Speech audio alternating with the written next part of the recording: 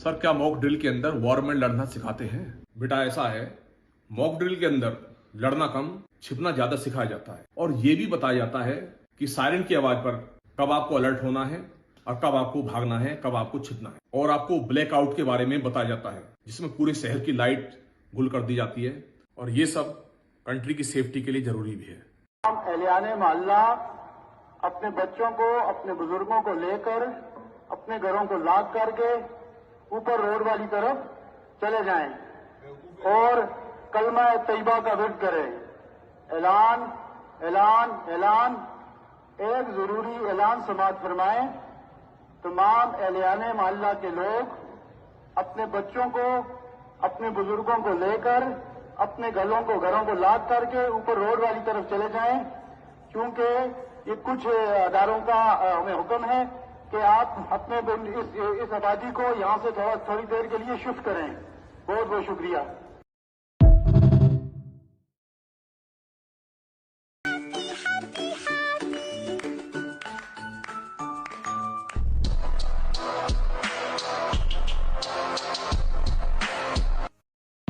तैयारी जंग की अलर्ट इंडिया। कल यानी 7 मई 2025 को शाम 6:58 से 7:10 तक पटना और बिहार के 6 जिलों में डिफेंस मॉक ड्रिल होगा। 6:58 से 7 बजे तक साइरन बजेगा। 7 बजे से 7:10 तक कंप्लीट ब्लैकआउट। घर, दुकान और सभी जगह की लाइट्स बंद रखें। मोबाइल फोन का इस्तेमाल न करें। पुलिस और सिक्योरिटी फोर्स मौजूद रहेंगी। यह एक रेगुलर वॉर रेडीनेस ड्रिल है, घबराने की जरूरत नहीं है। ब्लैकआउट का मकसद है दुश्मन की एयरक्राफ्ट या मिसाइल से इम्पोर्टेंस एरिया को छुपाना। आपका सहयोग राष्ट्रीय सुरक्षा के लिए महत्वपूर्ण है। लाइट्स ऑफ, मोबाइल ऑफ, देश के लिए ऑन।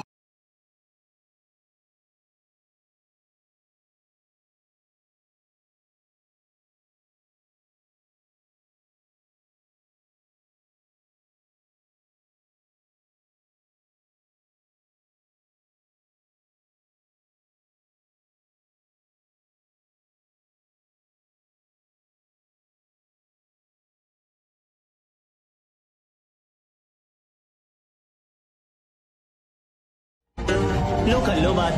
हम आपको गुड मॉर्निंग कहने आए और आप अभी तक सो रहे हो। चलो उठ जाओ, सुबह हो गई। Good morning.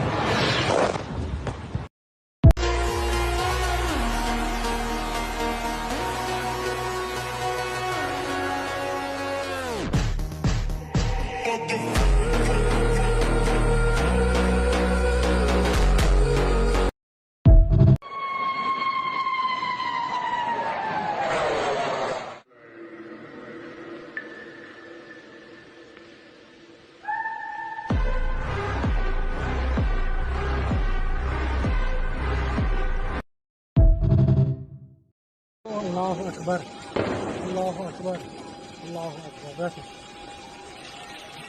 पैर लंबा करो।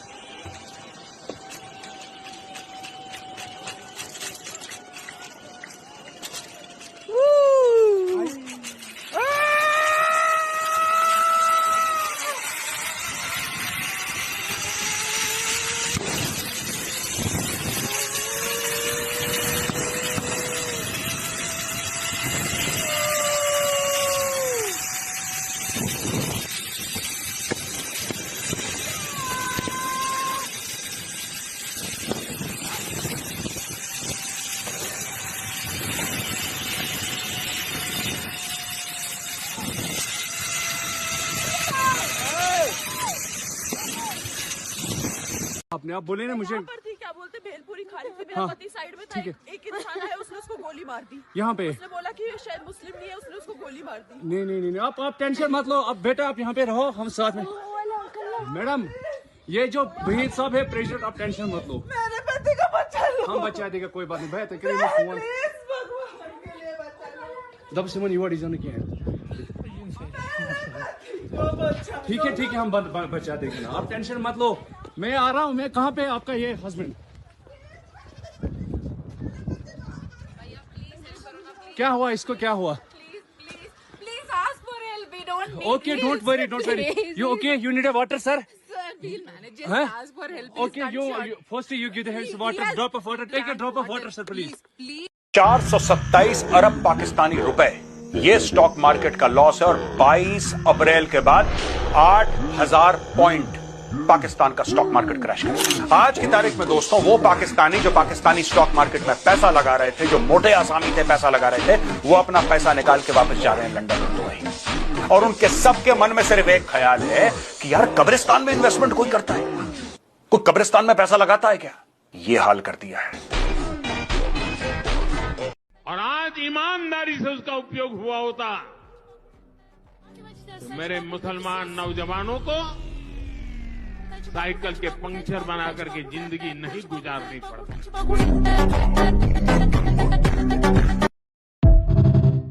अगर कल ही इंडिया और पाकिस्तान के बीच एक न्यूक्लियर वॉर शुरू हो जाए तो क्या होगा? दोनों ही कंट्रीज के पास 150 से भी ज्यादा न्यूक्लियर वॉर हेड्स हैं और ऐसे में दोनों कंट्रीज एक दूसरे की बड़ी और इम्पोर्टेंट सिटीज को अपना टारगेट बनाएंगे। दिल्ली, मुंबई, कराची और लाहौर ये मेन टारगेट्स हो सकते हैं। इस कंडीशन में लाखों लोग मर जाएंगे और दोनों ही कंट्रीज ऑलमोस्ट खत्म हो जाएंगे। रेडिएशन सिर्फ इन दोनों कंट्रीज तक ही नहीं रुकेगा बल्कि पूरे एशिया को डायरेक्ट अफेक्ट करेगा, जिससे एशिया में हीट वेव्स चालू होंगी और सालों तक एशिया में शायद ही कोई फसल हो पाएगी। इस वॉर के कॉन्सिक्वेंसेस ग्लोबल लेवल पर देखने मिलेंगे और ग्लोबल इकोनॉमी तबाह हो जाएगी। लेकिन सवाल यही है, क्या पूरी दुनिया एक न्यूक्लियर वॉर अफोर्ड कर सकती है? पाकिस्तान से आई सीमा हैदर के बारे में हुआ बड़ा खुलासा। सीमा हैदर पाकिस्तान आर्मी की मेजर और ISI में जासूस हैं। न सिर्फ सीमा बल्कि लप्पू सा सचिन भी पाकिस्तान आर्मी में है।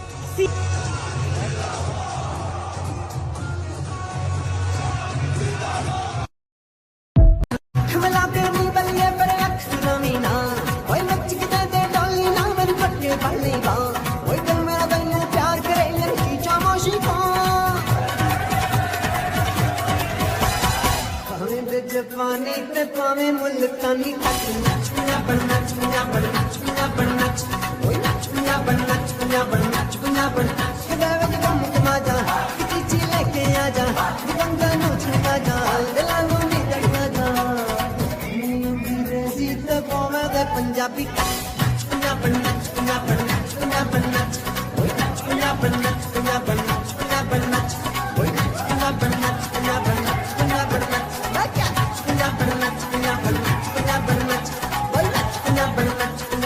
सर, ये टेररिस्ट लोग बार बार इंडिया में आ कहां से रहे? ये जो इस देश के लोग लाखों करोड़ रुपए टैक्स भरते हैं, क्या वो उसके बदले अपनी सेफ्टी भी एक्सपेक्ट नहीं करते? ये आपने LOC देख लिया, ये पाकिस्तान के कब्जे का कश्मीर है, ये भारत इस साइड, ये LAC है, ठीक है। LAC आपका शुरू होता है लद्दाख से, ये बैकग्राउंड है।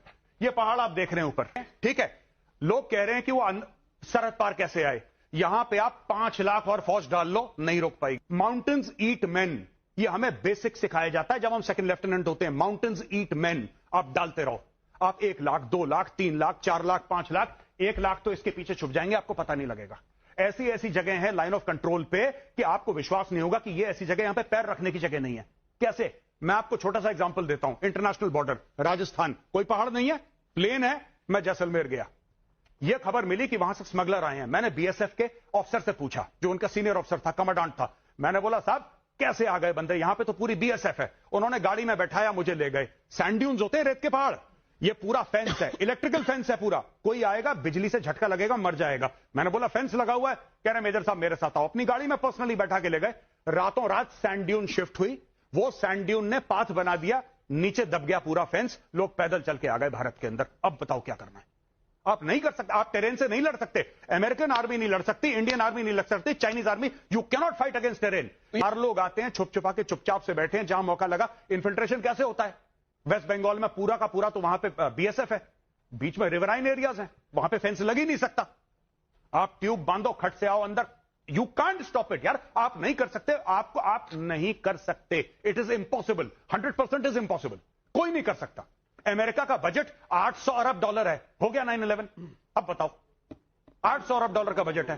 तो ये सब जो चीजें हैं ना, या तो आप चाइनीज स्टाइल मामला करो, या तो आप चाइना बन जाओ। वो एक मॉडल है शिंजियांग का, कि पूरा का पूरा मामला उड़ा दिया आपने। जो चाइना करता है विगर्स के साथ, या तो, और वो भारत में हो नहीं सकता, ना वो होना चाहिए। अगर उन्हें 4 की यार्ड करेंगे, डेरा मस्ती खाली करवा ली भाई। हाँ देखना वाम कैसी आ रही है वहां से। अभी वीडियो कैच होगी? नहीं होगी।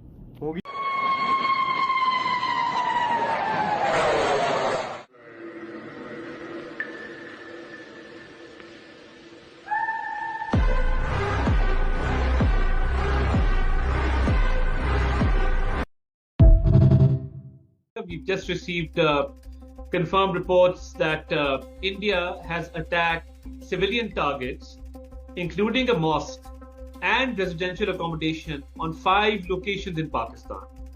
And as per the initial reports, there are casualties including women and children.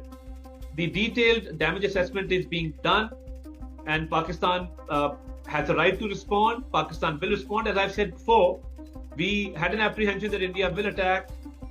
Pakistan has never struck first, but we have the right to self-defense.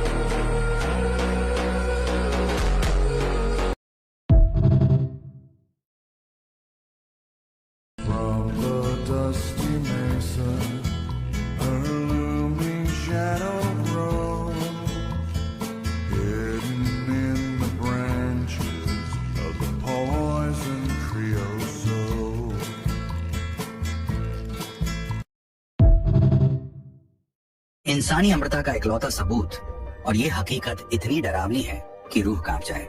साल 1990 से अब तक 3 औरतों की तस्वीरें अलग अलग समय में सामने आती रही हैं, लेकिन वो कभी बूढ़ी नहीं हुई।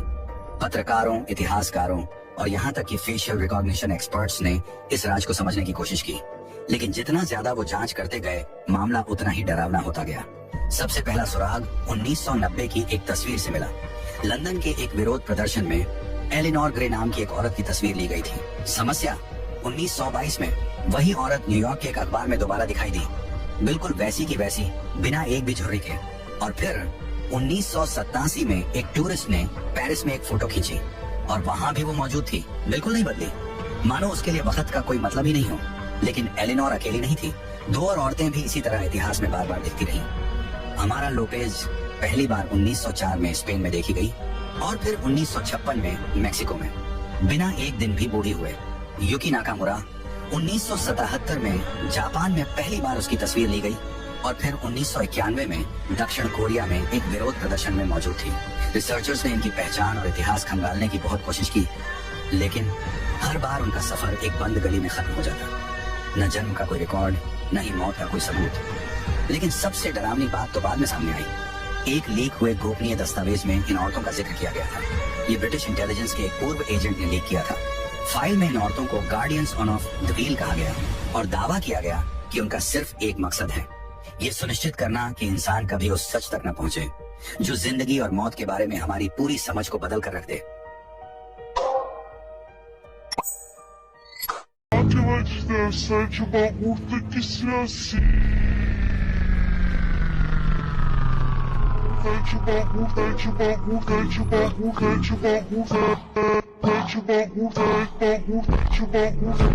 Thank you.